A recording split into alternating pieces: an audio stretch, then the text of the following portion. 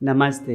क्या आप जानते हैं कि आज इंडिया में हर 5 लोगों में से एक हाई ब्लड प्रेशर का शिकार है, यानी 8 करोड़ लोग।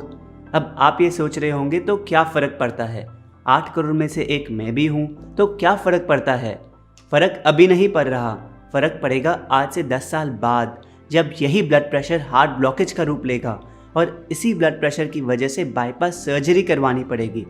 जब इसी ब्लड प्रेशर के कारण न जाने कितने हॉस्पिटल के चक्कर काटने पड़ेंगे, कितना पैसा वेस्ट होगा और आपका ये हाल देखकर आपका परिवार कितनी तकलीफ से गुजरेगा। इतना क्यों अपने आप को डेंजर में डालना और डर डर के ज़िंदगी जीना, जब इसका सल्यूशन आप ही के हाथ में है। सात्विक लाइफस्टाइल अपनाकर आप अपने हाई ब्लड प्रेशर को ख़त्म कर सकते हो बिना किसी दवाई के।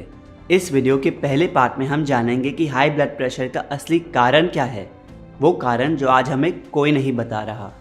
और दूसरे पार्ट में जानेंगे अपना डिटेल्ड मॉर्निंग रूटीन और फूड प्लान, जिसको फॉलो करके आप सिर्फ 21 दिन में अपने ब्लड प्रेशर को पूरी तरह कंट्रोल में ला सकते हैं। ऐसा हमारे कहने पे मत जाइए, आप खुद देख लीजिए आपके ही जैसे कुछ लोगों की कहानियाँ जिन्होंने ऐसा करके दिखाया। I was on a blood pressure medication for almost 9 years. I had taken all kind of medicines, whether it was homeopathic or allopathic, that won't go away. Both of us started this journey religiously from the 1st of September. My weight has come down. My blood pressure medicines are gone. I'm on no medication at this point of time, and I am perfectly healthy. My challenges of BP, regular headache. जब मैं ज़्यादा चलता था तो मुझे सांस हाफने लग जाता था. So I started following the lifestyle.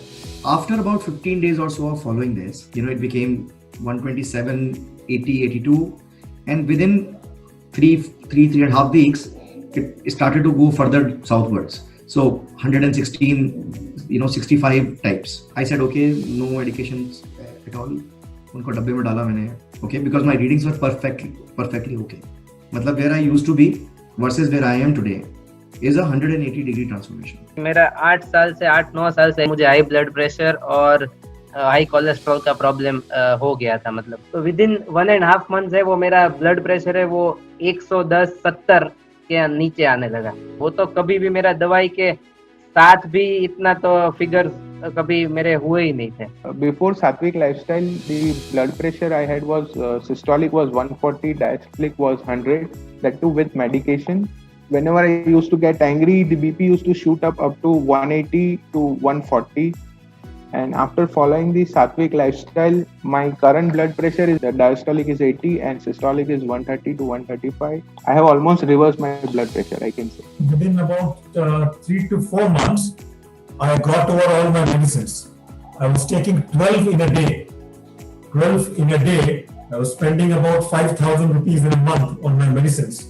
Now it is zero. There was a lot of stress in my life, due to which my blood pressure was shooting out, and gradually one day it was like more than 200, 250 almost. And on that day, like there was a small vein in my brain which was about to burst if I was not treated in time. I was in coma for almost 3 days, and I was almost one and a half month in ICU. पहले तो मुझे ऐसा लग रहा था nothing was possible in my life. The thing is, the Sattvic lifestyle actually it helped me to like reduce my weight as well as reverse my disease. So panting has completely gone. Likewise, the headache is completely gone. मुझे ऐसा लगता था कि मेरी life अब दवाइयों पे ही बीतेगी और मुझे लगता था मेरा लाइफ स्पैन बहुत शॉर्ट हो जाएगा। मुझे वो कभी खुशी नहीं मिलेगी, मुझे वो कभी शांति जो लाइफ में चाहिए वो कभी नहीं मिलेगी। बट जब मैंने ये फॉलो करना स्टार्ट किया तब मुझे लगा कि हाँ, लाइफ में होप है। अभी एक माइंडसेट ऐसा हो गया है पूरा कि कोई भी बड़े से बड़ा भी रोग है ना, उसके लिए भी दवाई की आवश्यकता नहीं है, वो भी नेचुरली क्योर हो सकता है, रिवर्स हो सकता है।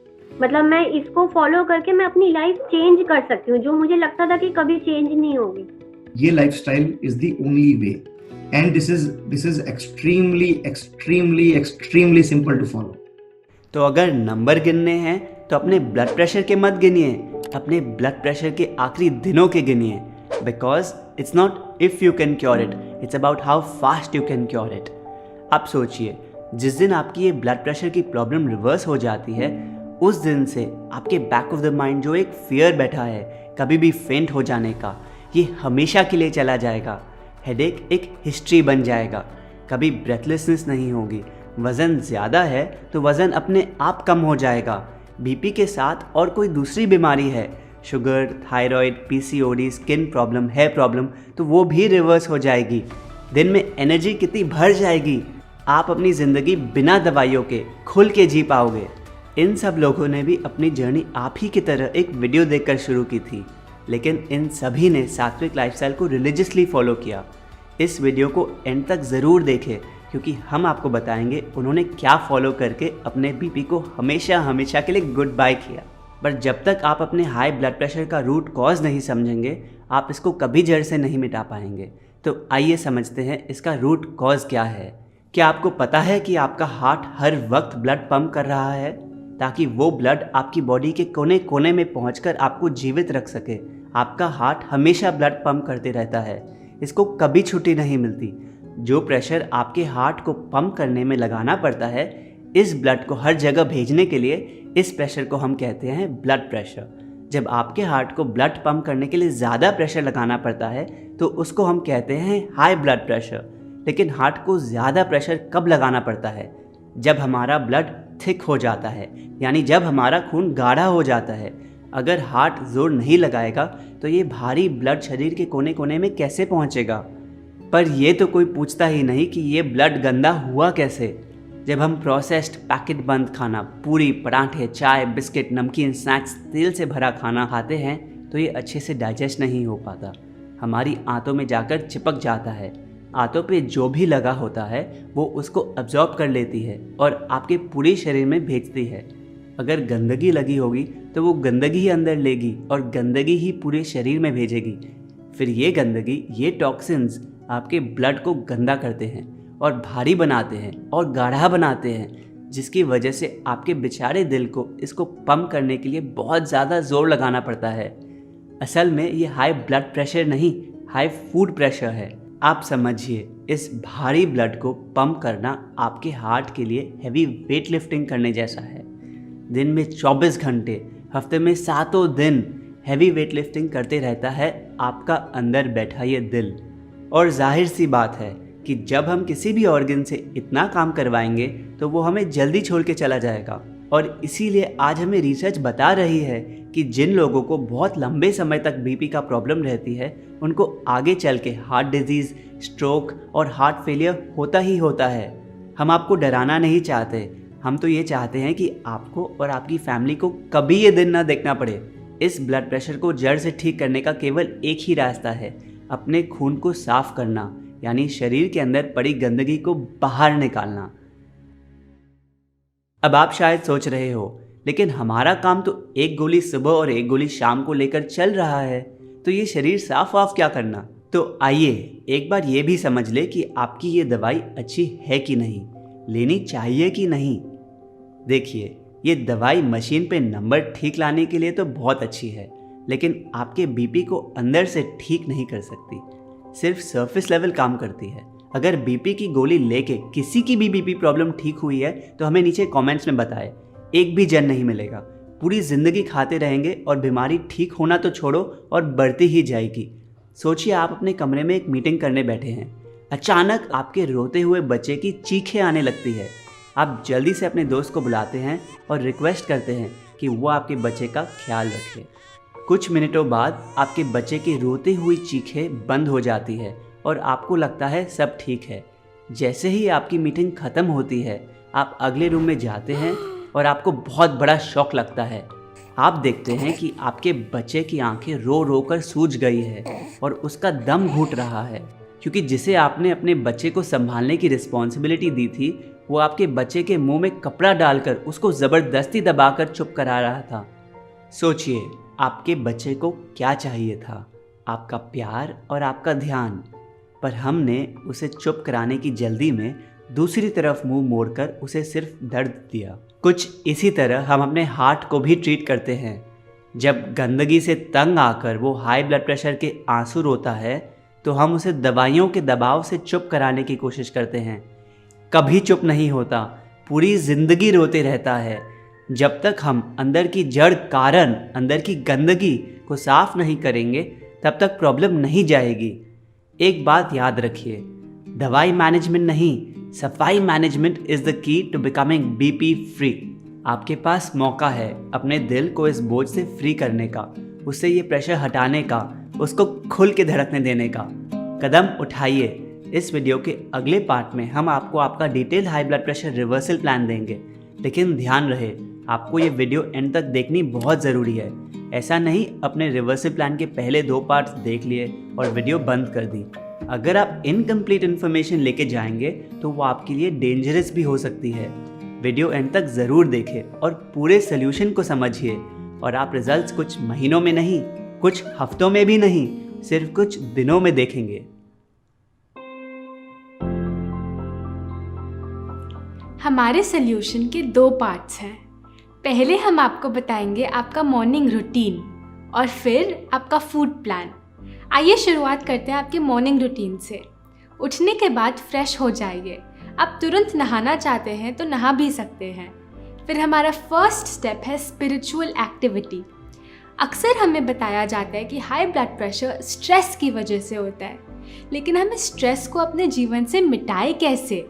जब तक हम अपने दिन का कुछ समय भगवान में नहीं लगाएंगे, हमें हमेशा किसी न किसी चीज़ का स्ट्रेस लगा रहेगा। अपने दिन का कम से कम आधा घंटा किसी भी स्पिरिचुअल एक्टिविटी में लगाएं। अब जिस भी भगवान में विश्वास करते हैं उनको याद करें। आप चैंटिंग यानी जप कर सकते हैं, स्क्रिप्चुरल स्टडी यानी वेदों का अध्ययन कर सकते हैं, आरती या पूजा करना चाहें तो वो कर सकते हैं, भगवान का नाम यानी कीर्तन सुन सकते हैं। लेकिन इस आधे घंटे के लिए बाकी सब काम बंद करके भगवान के लिए निकालिए। उनको अपना ग्रैटिट्यूड, धन्यवाद एक्सप्रेस कीजिए। आपको शायद लगे, अरे मेरे बीपी का इससे क्या कनेक्शन है, बहुत बड़ा कनेक्शन है। भगवान का नाम लेने से, उनकी सेवा करने से, उनके बारे में नॉलेज लेने से हमारा माइंड और सोल दोनों प्योरीफाई होते हैं। जो हमारे माइंड में टॉक्सिन्स बैठे हैं, जो हमें कॉन्स्टेंटली स्ट्रेस देते हैं, स्पिरिचुअल एक्टिविटी से वो मेंटल टॉक्सिन्स एलिमिनेट होते हैं। आप रोज़ 30 मिनट इसको दें। 1 महीने बाद आप देखेंगे बाहर सिचुएशन कुछ भी हो, आप अंदर से एकदम स्टेबल, स्थिर रहेंगे। आप पूरे दिन में मन में एक अलग तरह का सुख अनुभव करेंगे। स्ट्रेस, गुस्सा, डर ये आपकी लाइफ से खुद एग्जिट कर जाएंगे। आप अपनी स्पिरिचुअल एक्टिविटी सुबह जितनी जल्दी करेंगे ये उतनी अच्छे से हो पाएगी। अब हम अपने मन को तो प्योरीफाई कर लिया, अब बारी आती है आपकी बॉडी की। आपके मॉर्निंग रूटीन का दूसरा स्टेप है एक्सरसाइज। देखिए, अगर आपको स्वस्थ रहना है तो आपके शरीर को रोज़ाना मूवमेंट की ज़रूरत है। जब हम हफ्तों तक एक्सरसाइज नहीं करते, अंदर ऑर्गन्स धीरे धीरे रॉट होने लगते हैं। मूवमेंट के बिना ये ऑर्गन्स अपना काम अच्छे से नहीं कर पाते। हमारे शरीर को किसी ना किसी प्रकार की एक्सरसाइज तो रोज़ चाहिए। बीपी में आप ब्रिस्क वॉकिंग कर सकते हैं, यानी बाहर आधे घंटे के लिए अच्छी स्पीड में चलना। और दूसरी सबसे अच्छी एक्सरसाइज है सूर्य नमस्कार। आप शुरुआत कीजिए 5 सूर्य नमस्कार से। कुछ हफ्तों में उसको धीरे धीरे बढ़ाइए, 10 तक लेके जाइए, फिर 15, फिर 20। एक्सरसाइज के वक्त कुछ चीज़ें याद रखनी है। पहली, बीपी की प्रॉब्लम में आपको शुरू में कोई भी वायलेंट एक्सरसाइज नहीं करनी जो आपकी एकदम से सांस फुला दे। सिंपल एक्सरसाइज से शुरुआत कीजिए और धीरे धीरे उसको बढ़ाइए। दूसरी, हमेशा एक्सरसाइज को शवासन से एंड कीजिए। शवासन ही वो टाइम है जब आपको एक्सरसाइज का बेनिफिट है वो अब्जॉर्ब होता है और आपकी ब्रेथ स्टेबलाइज होती है। तीसरी, जितना हो सके बाहर खुली हवा में एक्सरसाइज कीजिए ताकि आपको धूप और हवा का भी फ़ायदा साथ में मिल पाए। बंद जिम में एक्सरसाइज करने से बहुत बढ़िया है अगर आप खुली हवा में एक्सरसाइज करते हैं। और लास्ट और चौथी बात, पतले वाइट कॉटन के कपड़े पहन के एक्सरसाइज कीजिए। पॉलिएस्टर, सिंथेटिक, नायलॉन के कपड़े या फिर बहुत टाइट कपड़े ना पहने। ये स्वेट को अब्जॉर्ब नहीं कर पाते, उसको वापस अंदर भेज देते हैं। इसकी जगह वाइट कॉटन के कपड़े पहनिए। चलिए, अब एक्सरसाइज के बाद आपको शायद प्यास लगे, तो अब बारी आती है आपके मॉर्निंग डिटॉक्स जूस की। हाइपरटेंशन के लिए सबसे अच्छा है सफ़ेद पेठे का जूस। सफ़ेद पेठा कुछ ऐसा दिखता है। इसको एशगार्ड भी कहते हैं। ये बाहर से ग्रीन अंदर से वाइट होता है।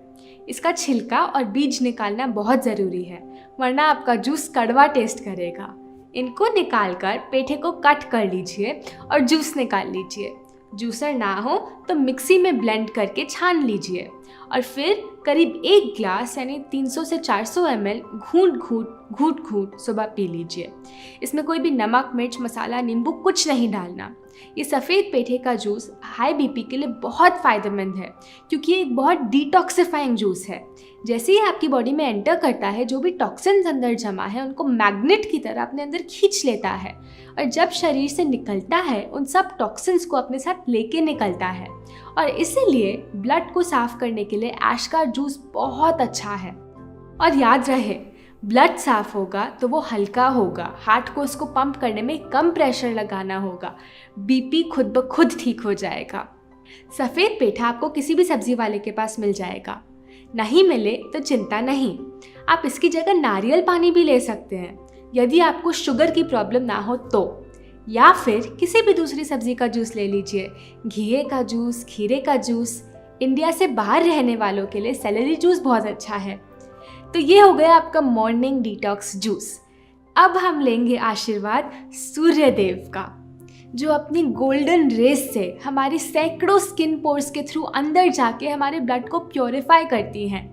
हमारा नेक्स्ट स्टेप है सन बेदिंग यानी सूर्य स्नान। आपको क्या करना है? सिंपली सूर्य की रोशनी को अपनी पूरी बॉडी को दिखाना है।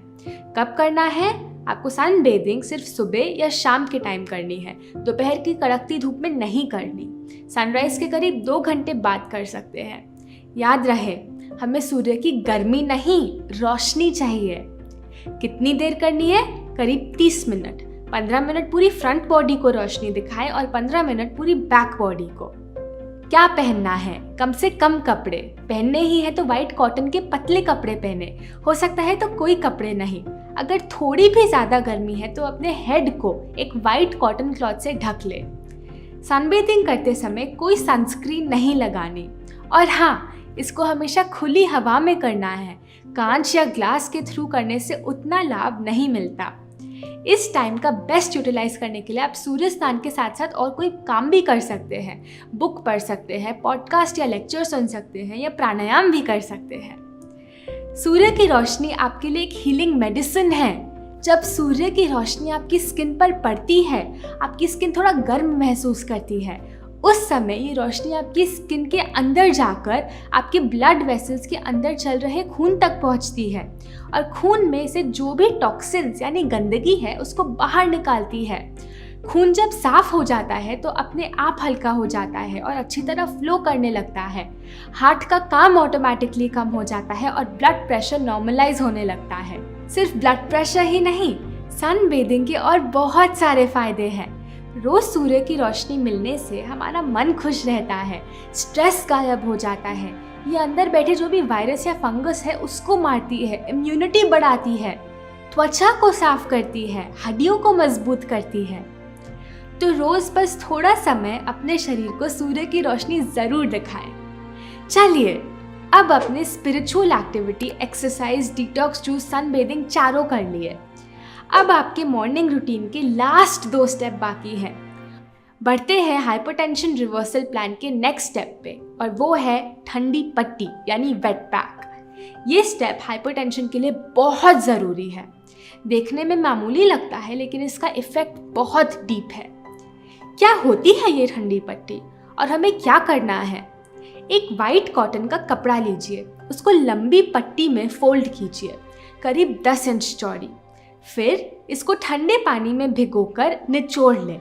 पानी उतना ही ठंडा होना चाहिए जितना आप आसानी से सहन कर सके। पट्टी को पेट के चारों ओर इस तरह लपेट लें और फिर टक कर लें ताकि वो गिरे ना। आपकी नाभि इस पट्टी के बीच में होनी चाहिए। एक और छोटी पट्टी लें, करीब 2 इंच चौड़ी, ठंडे पानी में भिगोकर अपने गले पे लपेट लें। एक और छोटी पट्टी लें, ठंडे पानी में भिगोकर इसे अपने माथे पे लपेट लें।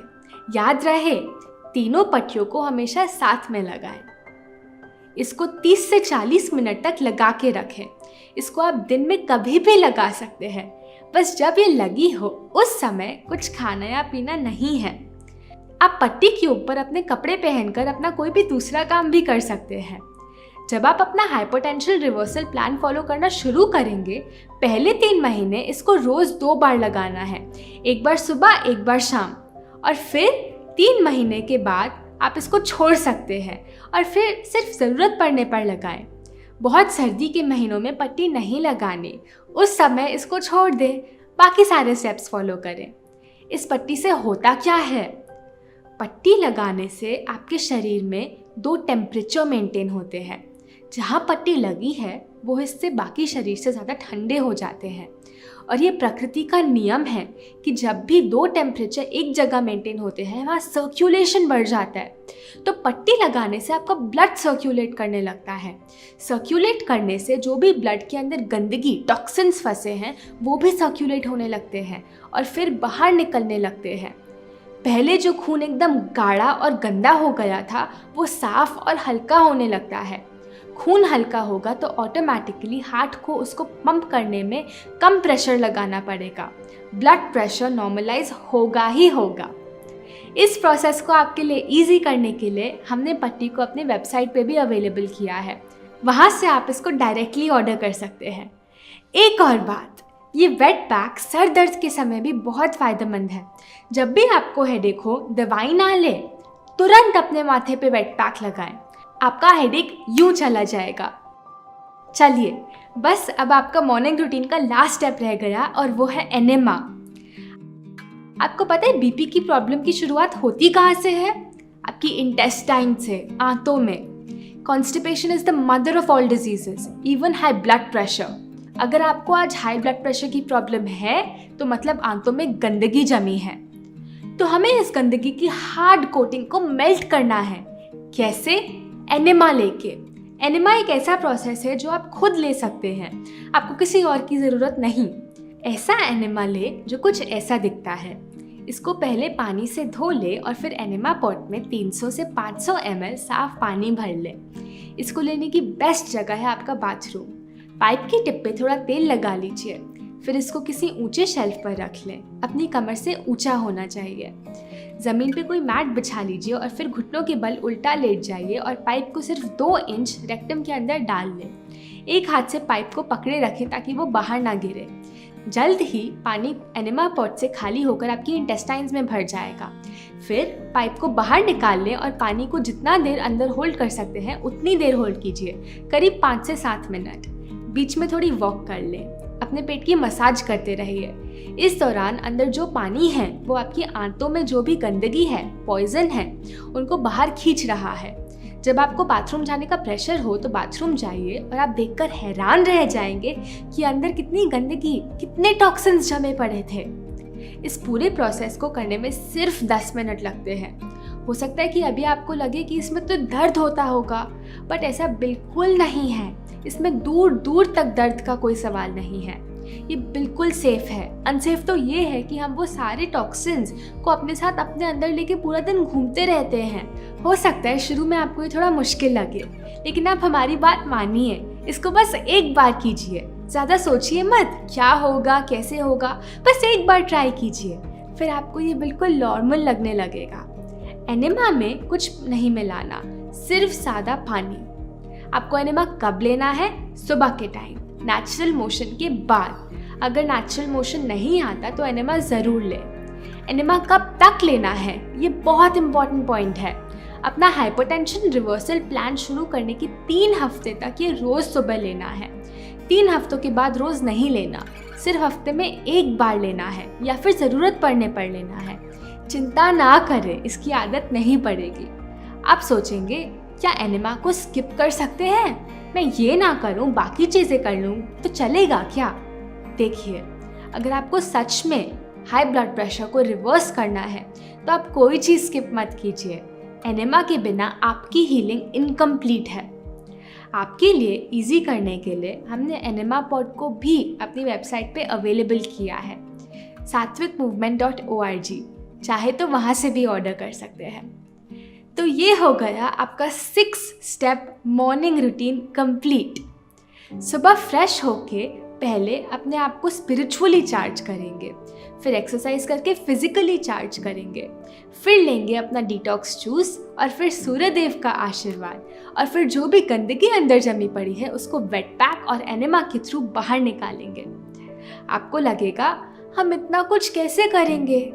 आप चिंता मत कीजिए, जैसे जैसे हम आगे बढ़ेंगे हम आपको समझाएंगे कि इन सब स्टेप्स को प्रैक्टिकल कैसे बनाना है। अभी आप बस खुले माइंड से सब कुछ अच्छे से समझिए। वैसे भी इन 6 में से एनेमा और वेट पैक तो आपको बस कुछ ही टाइम तक करना है। अल्टीमेटली तो बस 4 स्टेप्स बचेंगे जो कि बहुत आसान है, हमारा विश्वास कीजिए। अब बढ़ते हैं सात्विक फूड प्लान पे। देखिए, 2 तरह के खाने होते हैं, ब्लड थिकनिंग फूड यानी ऐसा खाना जो आपके खून को गाढ़ा बनाता है, और दूसरी तरफ ब्लड क्लेंजिंग फूड यानी ऐसा खाना जो उसको साफ करके पतला रखता है। ब्लड थिकनिंग फूड की पहली कैटेगरी है डेड फूड, यानी वो जो पैकेट, बॉटल, डब्बे, टिन, कार्टन में बंद आता है। ये सब चीज़ें हमारे शरीर में गोंद की तरह चिपक जाती हैं और फिर अंदर बैठी बैठी सड़ती हैं और गंदगी क्रिएट करके ब्लड को मोटा करती हैं। इसमें कोई जान नहीं है, ये डेड फूड है। जो चीज़ खुद डेड है वो आपको लाइफ कैसे दे सकती है? दूसरी तरफ है लिविंग फूड, यानी वो जिसमें जान होती है, जैसे कि फ्रूट्स, वेजिटेबल्स, स्प्राउट्स और ग्रेन्स, जो हमें सीधा सीधा माँ प्रकृति से मिलता है। ये शरीर के अंदर जमी गंदगी को निकालने में मदद करते हैं। डेड फूड को आइडेंटिफाई करने का एक सिंपल फॉर्मूला है। जिस खाने का टीवी पे कमर्शियल आता है, समझ जाना वो फूड नहीं, प्रोडक्ट है। खून गंदा करने वाले खाने की दूसरी कैटेगरी है रिफाइंड फूड, यानी सफ़ेद चावल, बिना चोकर का आटा, सफ़ेद चीनी, तेल और तेल से बनी चीज़ें, मैदा, ये भी हमारे हार्ट पे बहुत जोर डालती हैं। ये सभी चीज़ें हमें माँ प्रकृति से सीधा सीधा नहीं मिलती। इसकी जगह आपको ऐसा खाना खाना है जो होलसम है, यानी ब्राउन राइस, चोकर सहित आटा और खजूर या गुड़, इन सब में पूर्णता है। अब जो हम नेक्स्ट आपको बताने जा रहे हैं, हो सकता है आपके लिए शुरू में एक्सेप्ट करना थोड़ा मुश्किल हो। ब्लड थिकनिंग फूड की तीसरी कैटेगरी है एनिमल बेस्ड फूड, यानी नॉन वेज, मछली, अंडा, दूध और दूध से बने प्रोडक्ट्स। इन सभी चीज़ों में बहुत ज़्यादा कोलेस्ट्रॉल होता है, जो कि हमारी आर्टरीज की दीवारों पे जाके चिपक जाता है। आर्टरीज में जगह कम हो जाती है और इसकी वजह से फिर से हमारे दिल को ब्लड को आर्टरीज में पंप करने के लिए और प्रेशर लगाना पड़ता है। इसकी जगह प्लांट बेस्ड फूड खाएं, वो जो पेड़ पौधों से आता हो।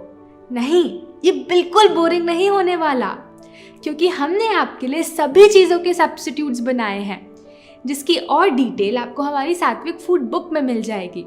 डेयरी मिल्क की जगह कोकोनट मिल्क ले सकते हैं, डेयरी चीज़ की जगह नट चीज़ ले सकते हैं। हमने इस बुक में छाछ से लेकर आइसक्रीम तक सभी के प्लांट बेस्ड वर्जन्स बनाने सिखाए हैं। ब्लड थिकनिंग फूड की आखिरी कैटेगरी है वाटर पुअर फूड, यानी ऐसा खाना जिसमें रस्य ना हो, जैसे कि ढेर सारा अनाज, दाल, राजमा, छोला, मेवे। इसकी जगह वाटर रिच फूड ले, वो जिसमें पानी भरपूर मात्रा में हो, जैसे कि जूसेस, फल और सब्जियां। आप बोलेंगे हाँ, हम तो वाटर रिच फूड खाते हैं, लेकिन अगर मैं आपसे पूछूं बताओ क्या क्या खाते हो, तो आप बोलेंगे सुबह उठ के थोड़ी चाय लेते हैं, ब्रेकफास्ट में कभी ब्रेड तो कभी पोहा, लंच में 2 रोटी के साथ दाल और डिनर में कभी चावल तो कभी रोटी। आप ही बताइए, ऐसी डाइट में ज़्यादातर खाना एल्कलाइन है या एसिडिक? पूरी तरह एसिडिक है।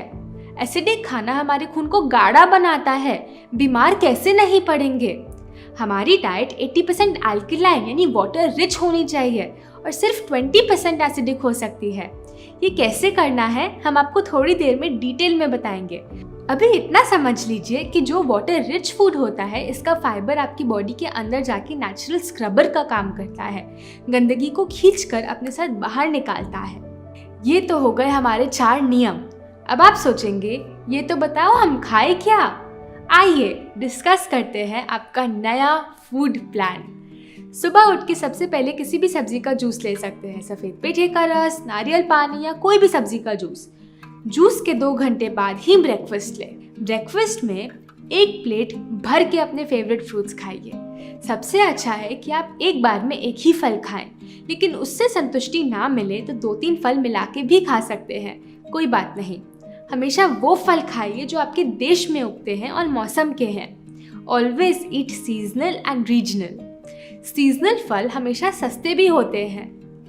लंच में आप अपना ग्रेन मील ले सकते हैं, लेकिन इसमें अनाज कम होना चाहिए और सब्जी ज़्यादा। हम एक खास तरह की चपाती सजेस्ट करते हैं। ये पूरी तरह गेहूं की जगह आधी गेहूं और आधी सब्जी की बनती है। आप किसी भी सब्जी की चपाती बना सकते हैं, खीरा, चुकंदर, पालक, घिया, गाजर। चपाती के साथ आती है सब्जी। अब जो हम सब्जी रेकमेंड करते हैं वो भी थोड़ी अलग है। तेल की बजाय हम इसमें नारियल घिस के डालते हैं और मिर्च मसालों की जगह हम इसमें ताज़ी पत्तियां डालते हैं। हमने ये चपाती और सब्जी बनाने की विधि समझाने के लिए एक अलग वीडियो बनाई है, जो आप इस वीडियो के बाद हमारे चैनल पे ज़रूर देख सकते हैं। यदि आप एक चपाती खाते हैं तो 2 कटोरी सब्जी खाएं। यदि 2 चपाती खाते हैं तो 4 कटोरी सब्जी खाएं। मतलब सब्जी ज़्यादा खाएं और अनाज कम। एक और बात, एक बार में एक ही अनाज खाएं, 1 ग्रेन पर मील। ऐसा नहीं 2-2, 3-3 अनाज मिला के खा रहे हैं। दाल रोटी की जगह सब्जी रोटी खाएं, दाल चावल की जगह सब्जी चावल खाएं। मल्टीग्रेन आटा बिल्कुल बेकार, प्रकृति ने हमें नहीं दिया। राजमा, चना, छोला बिल्कुल नहीं खाना, कम से कम तब तक जब तक आप पूरी तरह ठीक नहीं हो जाते। आप डिनर में सूप या सैलेड ले सकते हैं। चाहे तो लंच और डिनर को स्विच भी कर सकते हैं। आपको शायद लगे ये तो अभी जो मैं कर रहा हूँ उससे बहुत अलग है। हाँ जी, अलग तो होगा ही। यदि आप वही चीज़ें करते रहेंगे जो आप पहले करते थे तो आपका हाई ब्लड प्रेशर रिवर्स कैसे होगा? लेकिन चिंता ना करें, आपको इसमें बहुत जल्द बहुत मज़ा आने लगेगा। हम में से कुछ लोगों को लगता है कि हमारा बीपी स्ट्रेस की वजह से है। एक बात याद रखिएगा, जैसा अन्न वैसा मन। जब आप ये सात्विक खाना खाएंगे तो आप में धीरे धीरे सारे सात्विक गुण भी आने लगेंगे। Happiness, compassion, love, bliss, self control, fearlessness, purity. दूसरी तरफ जो खाना बहुत मिर्च मसालों से भरा होता है, बासी सड़ा हुआ खाना, नॉनवेज, मीट, अंडे, चाय, कॉफ़ी, ये सब राजसिक और तामसिक कैटेगरी में आते हैं और हमारे अंदर ईगो, एंजाइटी, गुस्सा, इम्पेशेंस, डर, डिप्रेशन, आलस्य और टायर्डनेस लाते हैं। अगर आप राजसिक और तामसिक खाने के रास्ते पे चलते रहोगे तो ये समझ लीजिए कि heart disease, stroke, heart attacks बहुत दूर नहीं है। इस खाने का नेचर ही ये है, बीमारी पैदा करना। हमारा काम है आपके सामने सच्चाई लाना। चॉइस पूरी तरह आपकी है। जब आप ये डाइट प्लान फॉलो करना शुरू करेंगे तो एक और बहुत ज़रूरी बात ध्यान में रखेंगे, और वो है 16 आवर फास्टिंग, यानी 16 घंटे उपवास। जब हम डॉक्टर के पास जाते हैं तो वो अक्सर हमें ब्लड थिनिंग मेडिसिन दे देते हैं, लेकिन आपको पता है प्रकृति ने, मदर नेचर ने हमें एक नेचुरल ब्लड थिनिंग का तरीका दिया है। ये तरीका है उपवास, और उपवास करने का आज की मॉडर्न लाइफ में ईजीएस्ट तरीका है 16 आवर फास्टिंग, यानी 16 घंटे उपवास। 16 घंटे उपवास कैसे करना है? सिंपली अगर आप अपना डिनर शाम को 7 बजे खाते हैं तो अपना नेक्स्ट सॉलिड मील अगले दिन सुबह 11 बजे ही लीजिए। 6 बजे खाते हैं तो 10 बजे ले लीजिए। बेसिकली हर रात 16 घंटे अपनी बॉडी को ब्रेक देना है। जितना मुश्किल अभी लग रहा है उतना है नहीं, क्योंकि 16 में से ज़्यादातर समय तो आप सो ही रहे होंगे। 16 घंटे उपवास क्यों करना है? क्योंकि आपकी बॉडी एक बार में एक ही काम अच्छे से कर पाती है, डाइजेशन यानी खाने को पचाने का काम, या क्लीनिंग यानी ब्लड में से वेस्ट को बाहर निकालने का काम। जब आप पूरा दिन खाते ही रहते हैं तो आपकी बॉडी दिन में 24 घंटे डाइजेशन में ही बिजी रहती है, उसको सफाई का टाइम ही नहीं मिलता। जब आप रोज़ रात अपने शरीर को 16 घंटे खाने से ब्रेक देते हैं तो आपका शरीर डाइजेशन को छोड़ के क्लीनिंग पे लग पाता है। हर दिन 16 घंटे का उपवास करने से सालों पुरानी अंदर जमी गंदगी बाहर खुद ब खुद निकलने लगती है। ब्लड साफ होने लगता है, जिसकी वजह से वो हल्का होने लगता है। हार्ट को इसको पंप करने में प्रेशर कम लगाना पड़ता है। बीपी रिवर्स होने लगता है। हमने आपको इतनी सारी नई चीज़ें बता दी हैं। जाहिर सी बात है कि आपके मन में अभी बहुत सारे प्रश्न आ रहे होंगे। चलिए उनको भी आंसर करते हैं। पहला प्रश्न, मेरे बीपी को रिवर्स होने में कितना टाइम लगेगा? देखिए, अगर आप मॉर्निंग रूटीन और फूड प्लान को रिलीजियसली फॉलो करेंगे तो हम अपने अनुभव से आपको बता सकते हैं कि लगभग 21 दिन 21 डेज में रीडिंग्स नॉर्मल आनी शुरू हो जाती है, लेकिन पूरी तरह जड़ से रिवर्स होने में 3 महीने लग जाते हैं। हो सकता है कि आप में से कुछ लोगों को इससे थोड़ा कम समय लगे तो कुछ लोगों को थोड़ा ज़्यादा। डिपेंड करता है बीमारी कितनी पुरानी है, इसकी फ़िक्र ना करें। एक बहुत इम्पॉर्टेंट बात, जब आप इस रास्ते पे चलना शुरू करेंगे तो हो सकता है कि आपको कोल्ड आ जाए, फीवर हो जाए, वॉमिटिंग, डायरिया, कफ आ जाए। अगर ऐसा होता है तो समझ लीजिएगा कि आपने जो रास्ता चुना है वो काम कर रहा है। कोल्ड, कफ, फीवर, डायरिया, वॉमिटिंग, इन सबको डिटॉक्स सिम्टम्स कहते हैं। ये आपकी बॉडी से उस गंदगी को निकालने के तरीके हैं। घबराना नहीं, इनको सेलिब्रेट करना है।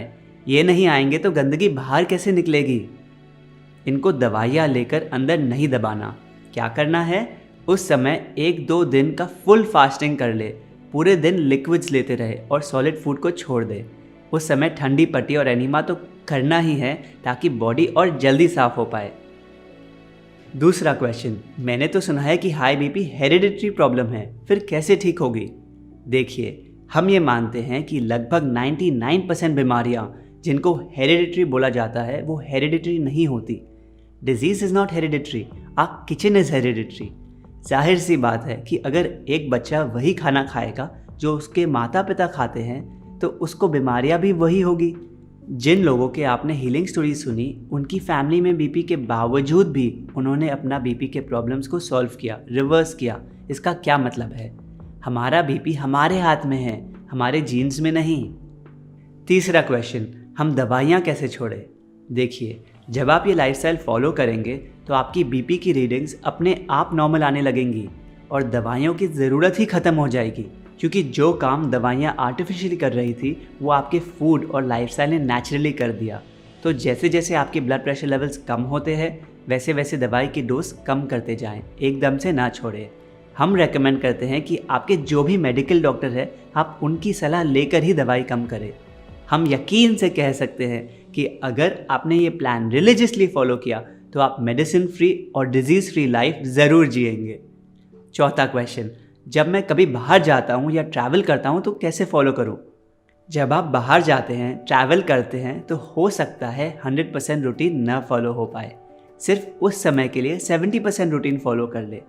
स्पिरिचुअल प्रैक्टिस तो ऐसी चीज़ है जो आप कभी भी कर सकते हो। अगर आप 30 मिनट्स नहीं निकाल सकते तो 5-10 मिनट निकाल कर भगवान को याद करें या वेदों का अध्ययन करें। एक्सरसाइज, इसका तरीका तो आप ढूंढ ही लोगे। अगर सनलाइट में नहीं हो सकता कोई बात नहीं, कम से कम रूम के अंदर कर लो। सन बेदिंग जितना हो सकता है उतना कर लीजिए। कभी धूप ना हो तो उस दिन छोड़ दीजिए।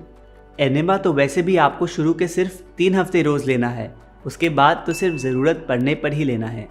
उन 3 हफ्तों में भी यदि आप ट्रैवल कर रहे हैं तो अपने साथ ले जाइए। ठंडी पट्टी भी आपको सिर्फ शुरू के 3 महीने रोज़ करनी है, इसके साथ भी आप आराम से ट्रैवल कर सकते हैं।